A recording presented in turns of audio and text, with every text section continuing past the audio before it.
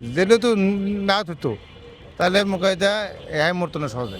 ভালো লাগতেছে না, এই মৃত্যুর খবর পাইয়া আমরা বয়ে রয়েছি, কাজ করে কোনো ইচ্ছে করতেছে না। দেশে থেকে তিলে তিলে তিনি শেষ হয়ে গেলেন, তার রুহের মাগফিরাত কামনা করছি। না ফেরার দেশে পাড়ি জমালেন তিনবারের সাবেক প্রধানমন্ত্রী বেগম খালেদা জিয়া। তার এমন মৃত্যুর সংবাদে শোকের ছায়া নেমেছে গোটা দেশ জুড়ে। বিভিন্ন রাজনৈতিক সামাজিক সংগঠনগুলো তার মৃত্যুর সংবাদে তাদের কর্মসূচিগুলো স্থগিত ঘোষণা করেছেন। বেগম খালেদা জিয়ার এমন মৃত্যু কোনোভাবেই মেনে নিতে পারছে না সাধারণ খেটে খাওয়া মানুষ থেকে শুরু করে সর্বস্তরের জনগণ।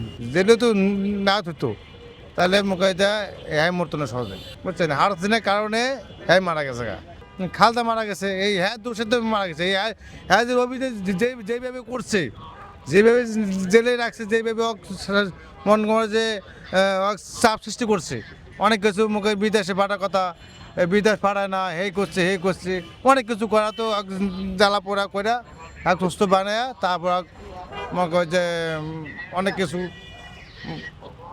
মগজ সুস্থ বেশি করে মারা, তারপর গেল মারা।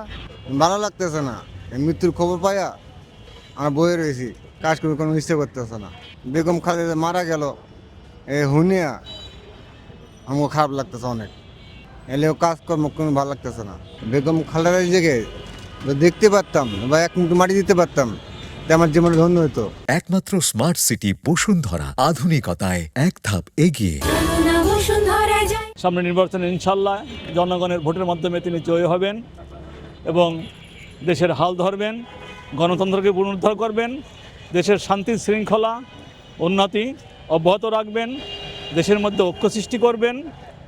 আর বেগম জিয়ার মৃত্যুতে আমরা গভীর বেদনা, মানে শোকে আমরা পাথর হয়ে গেছি, বলার ভাষা নেই। তিনি যে আমাদের পথ দেখে গেছেন, সত্যের পথে, ন্যায়ের পথে, দেশের ভালোবাসার পথে, দেশকে না ছেড়ে দেশে থেকে তিলে তিলে তিনি শেষ হয়ে গেলেন, তার রুহের মাগফিরাত কামনা করছি।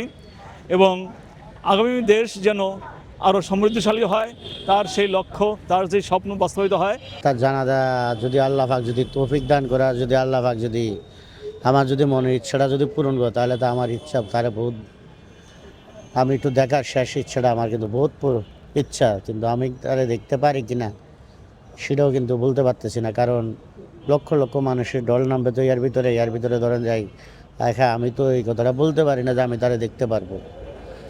কারণ তিনি শুধু আমার নেতা না, 18 কোটি মানুষের নেতা, যে নেত্রী 17-18 বছরে দেশের জন্য যুদ্ধ করছে, মিথ্যা মামলা 6টা বছর জেল খাটছে।